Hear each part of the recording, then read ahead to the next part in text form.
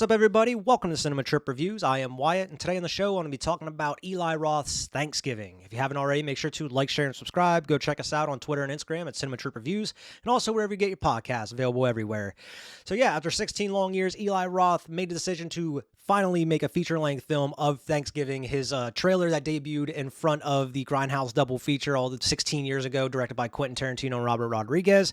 We actually have reviews of Planet Terror and Death Proof, directed by Quentin Tarantino. So go back and check out those reviews. Those were really fun to do. And I really love that Grindhouse double feature. And of course, one of the big draws was like those fake trailers that were in front of the double feature. And one was Thanksgiving, directed by Eli Roth. It also had like Werewolf Women of the SS, directed by like Rob Zombie. And there was one, I believe it was called Nope, and it was directed by Edgar Wright, who like did Shaun of the Dead and like the Cornetto trilogy. But yeah, Thanksgiving was easily one of the most memorable out of all those trailers that were in front of the Grindhouse double feature. And I mean, it was just that raw, gritty Grindhouse feel. It was dirty and like, of course, gore galore. It was amazing. It was definitely the most memorable out of all those. And I mean, a lot of people have been clamoring for feature-length movies of these trailers for years and years and years. Of course, we got a couple of them with Machete. I believe Machete was one of the trailers that was in there. Of course, Robert Rodriguez did a couple of movies off of those. But a lot of people were kind of wondering if any of these were actually going to be made into feature films. Of course, 16 years later, Eli Roth decided to make a full-length movie of Thanksgiving, and boy, it does not disappoint. And normally, whenever you're waiting this long for a movie or a sequel, normally, expectations are a little too high, and it's kind of a swing and a miss. But with this one, it's exactly what everybody was kind of expecting, and it kind of exceeded expectations at certain points. And even though it's based off of like a kind of a grindhousey old school type of feel, it really brings you back to like a 90s or early 2000s type slasher movie where it's just a group of people trying to figure out who this killer is that is trying to take them out one by one.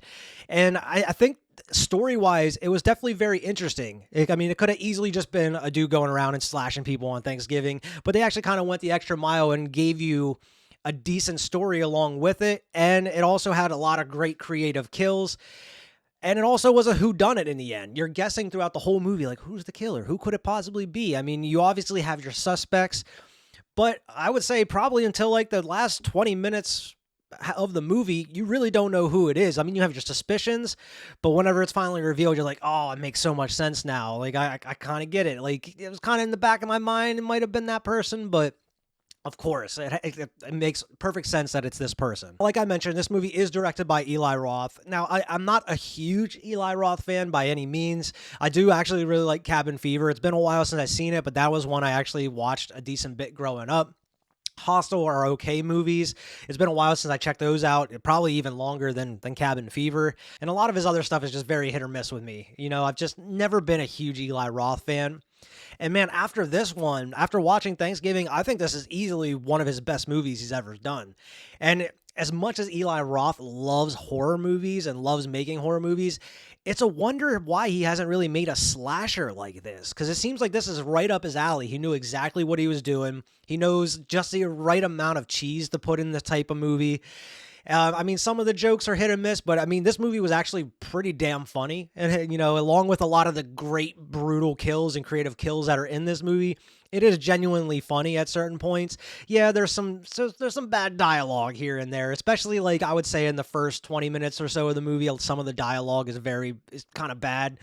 But man, some of those jokes as you're going throughout the movie, it definitely got me to laugh pretty hard in the theater for this one. This movie does star Nell Valaki. I think I'm saying her last name right. If not, I apologize.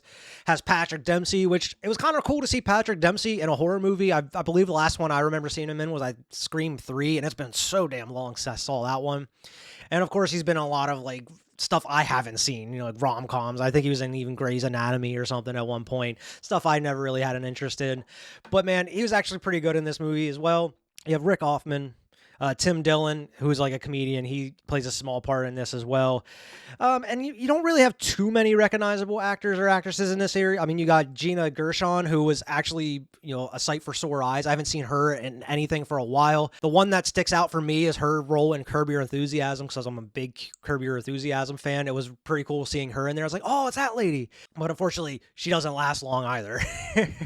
But like I mentioned, this is a very kind of like 90s, early 2000s type type slasher movie. You have a group of kids who they know there's a killer coming after them. They're trying to figure out who it is, who's going to be the next victim, and they're trying to piece together the story as it's going along. And there is a pretty decent plot device in there. You have this town that is in love with Thanksgiving. They go all out for it every single year. They have a parade and everything. They're not even getting ready for Christmas at this point. This whole town is dressed up for Thanksgiving and everything. They have the John Carver masks. He was a very famous pilgrim from back in the day coming off the Mayflower or whatever. And they have like John Carver masks they hand out for everybody every year.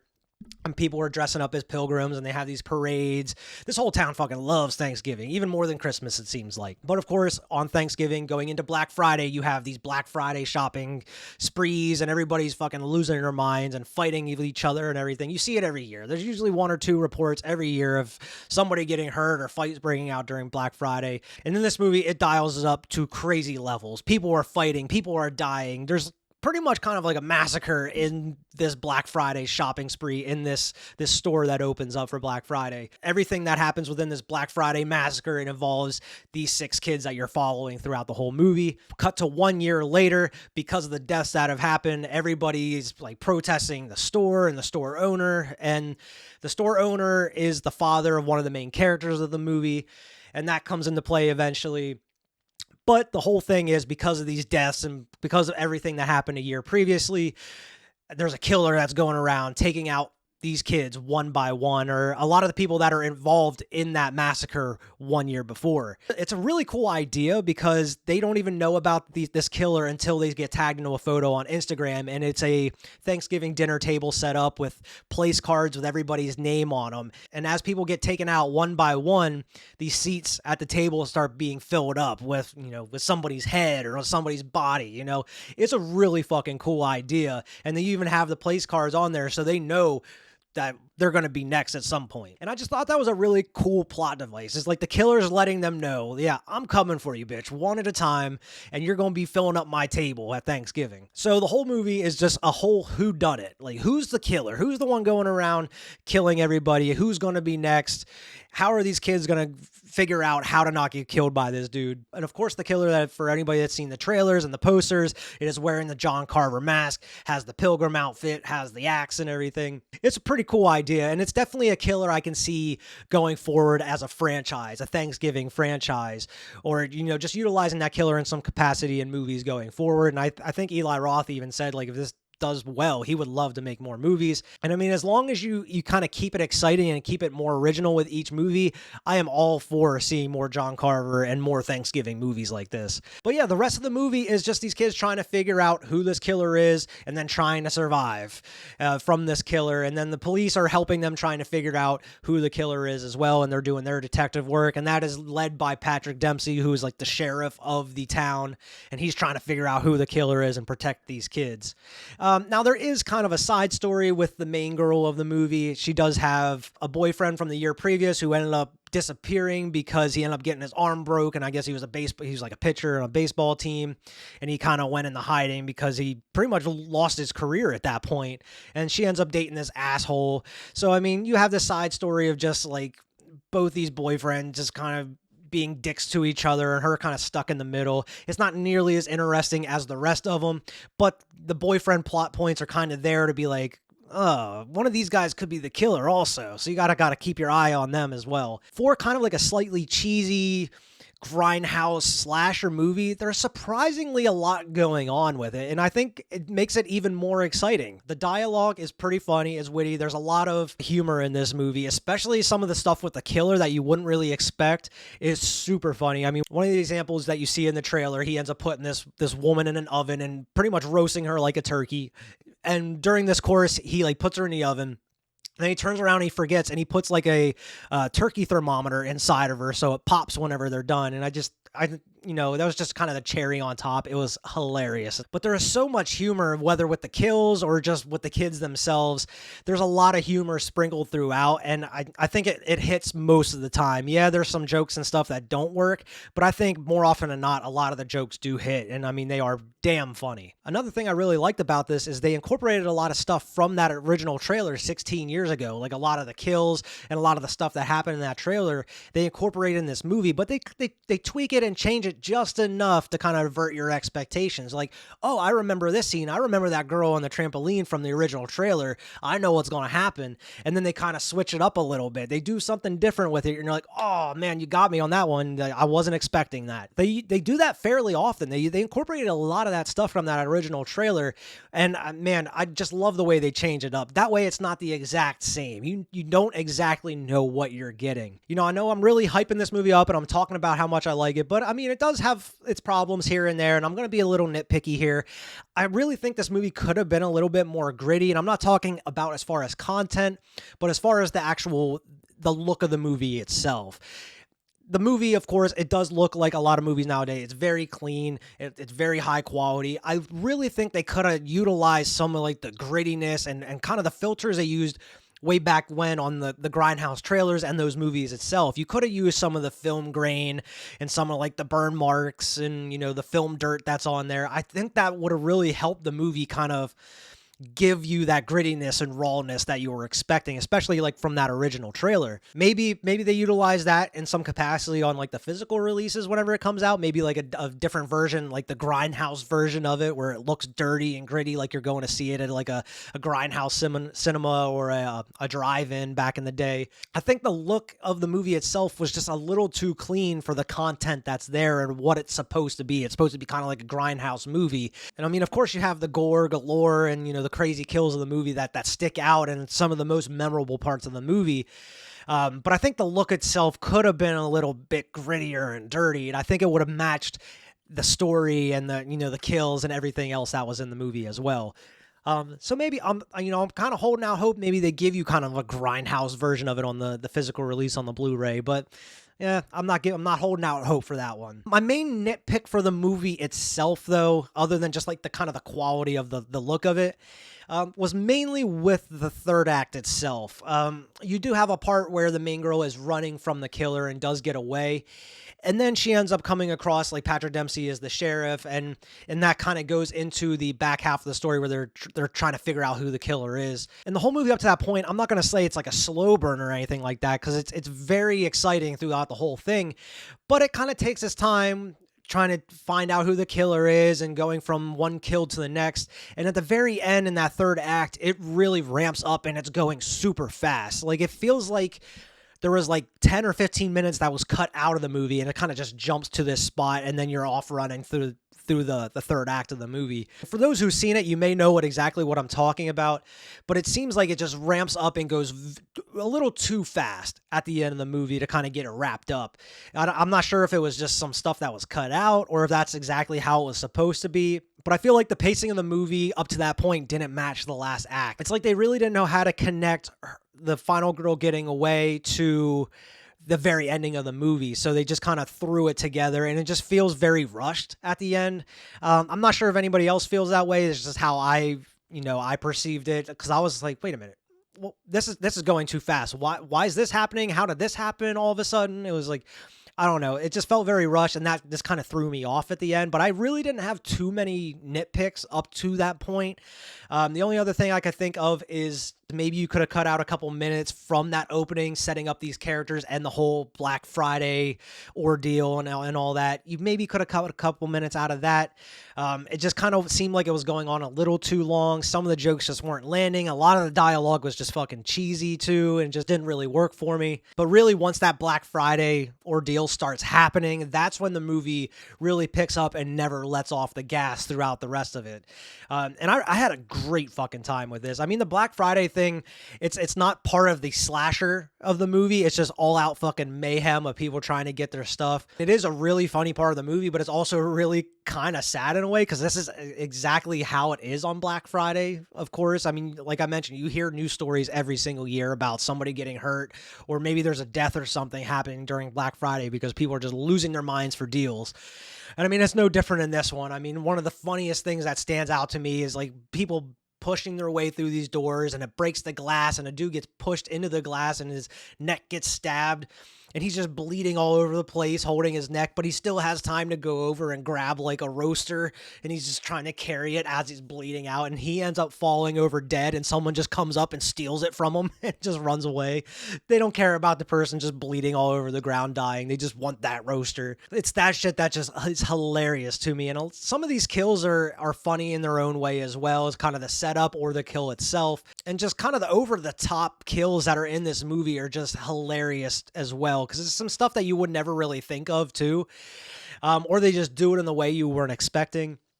Now, I'm not going to go into super full spoilers or anything like that one because this movie just came out, but because I'm also going to let people judge for themselves, because this is one that I recommend going to see in the movie theaters, because it's a great time. And the movie theater I saw it in was full of people, and they were reacting to the movie as well. But yeah, I mean, I had a great time watching this. I mean, the score in it was actually pretty good. The cinematography was really good. Like I mentioned, I think this is one of Eli Roth's best directed movies as far as like cinematography and the look of it. Even though I think it could have been a little grittier looking, I think it looked great for what it was. Eli Roth really outdid himself with this one. Like I mentioned, I think this is by far one of his best movies in his catalog as far as look and directing. You know, this movie is kind of the culmination of all these years of him directing. It's built up to this point, you know. I think going through all those movies and his filmography, he kind of learned exactly what he needed to do, and then he kind of put that forth into this one, and that kind of really made it a really good product and really stands out above everything else that he's done in his filmography. And I mean that as far as everything, as far as like the directing, the look of it, the cinematography, and also the writing, I think is a lot tighter and as far as anything else that he's done as well. I mean, you do have a lot of the cheesiness in there. I mean, it kind of reaches like Rob Zombie levels of saying fuck as well, or just swearing in general, which I don't really have a problem with that, but I know a lot of people do. And I mean, especially in the beginning, like leading up to the Black Friday ordeal, you have, you know, fuck this, fuck you, fuck that, you know, it is what it is. It was just a little too much, especially in that beginning. And I mean, it is set in Boston, so everybody has like those Boston accents while they're talking, which kind of makes it funny to me, because some of it is definitely forced more than others. And some people kind of lose their accents for a little bit, and then they start picking them back up while they're talking in later scenes. I don't know if it was purposely done like that, but I mean, it was funny to me. And especially when people are swearing or cussing out each other with those Boston accents, it's just fucking hilarious to me. And I'm not going to go into who the killer is in the movie, because that's part of the fun of watching this, is trying to figure out who the killer is yourself. You're trying to piece these clues, or trying to maybe like sift through the dialogue for hints, you know. And I mean, my original thought who the killer was wrong by the end of the movie, but I would say maybe about 3/4 of the way through the movie, you kind of have an inkling of who it is, but you're not exactly sure. But by the end of the movie, you're like, okay, I think it's this person. Of course, you do get that reveal, and you're like, oh man, I should have saw that coming, or I fucking knew it. I fucking knew it. And I mean, that's part of the fun of these whodunit type movies. And for those who follow the channel or follow me on Twitter, you know I'm not a huge fan of the Scream sequels. I do like the original, but the sequels are just kind of the same thing, copy and paste it over and over and over again. This movie does kind of feel like a Scream movie in a way. I feel like this just keeps it super fresh, and it has original ideas put into it to kind of keep you guessing throughout. Now, if Thanksgiving does go on to make multiple sequels and they start using some of the same characters, it can go on a little too long and kind of get half-baked, kind of like the Scream sequels are, where it's just kind of a paint-by-numbers sort of thing. But I feel like Eli Roth wouldn't really do that. I feel like Eli Roth is not going to be the type of dude that's going to make the same movie over and over and over again. At least I assume. I don't know the dude, but I feel like he wouldn't do that. I feel like he would try to implement some story beats to kind of keep it fresh through each movie. It's not going to be a copy and paste sort of thing like how it is with the Scream sequels. But I mean, I'm getting way too ahead of myself. We don't really know what the box office numbers look like, or if the movie was super successful to even get a sequel at this point. I'm just kind of spitballing at this point, but I am really looking forward to seeing if there is a sequel for this because I will be there on day one to check it out, especially if it's anything like this original one. And I cannot recommend this movie enough for anybody that's a fan of just slashers or whodunits in general. This was a hell of a lot of fun going to the theater and see, and especially with a movie theater full of people that was interacting with it along the way. It was a great fucking time, and I highly recommend going to check this movie out. It was a lot of fun, and man, those kills in this movie do get fucking brutal, and they are a great time. I'm not gonna say that they're anywhere near as like mean-spirited as like Terrifier or anything like that, but it's a lot of creative kills and a lot of blood and gore in this one, and it's a fucking great time. It's a lot of stuff that you're not gonna see coming as well. There are a couple jump scares in there here and there. A couple of them I saw coming. One I didn't see coming that definitely got me though. But I wouldn't really say this movie is scary by any means. It's not super scary. There's some tension in it here and there. But it's really more of just a fun slasher reminiscent of like the 90s and 2000 slasher movies. I mean, there's definitely a hint of like the 80s B movie Grindhouse type stuff in there as well. But man, it is a hell of a lot of fun, and I cannot recommend this movie enough. Definitely go check it out in theaters if you can. So that is a review for this week. Make sure to like, share, and subscribe. Go check us out on Twitter and Instagram at Cinema Trip Reviews, and also wherever you get your podcast, drop in and leave us a good review there as well. And the review that's coming for next week will be the 4th episode of Heroes of Our Time with me and Vernon. We are going to be talking about Flash Gordon. I believe it was from 1981 or 1982. That's the first time I've ever seen the movie, so it's going to be awesome to go in and dive in and kind of dissect that one for what it is. And the 4th episode of Heroes of Our Time, because it's been a while since we've done one of those, so we had to get back and release another one for everybody before we get into our Christmas season here throughout December with our Christmas reviews. So be on the lookout for those as well. But that is a review for this week. Make sure to like, share, and subscribe. Check us out on social medias and wherever you get your podcasts, and we'll see everybody next week.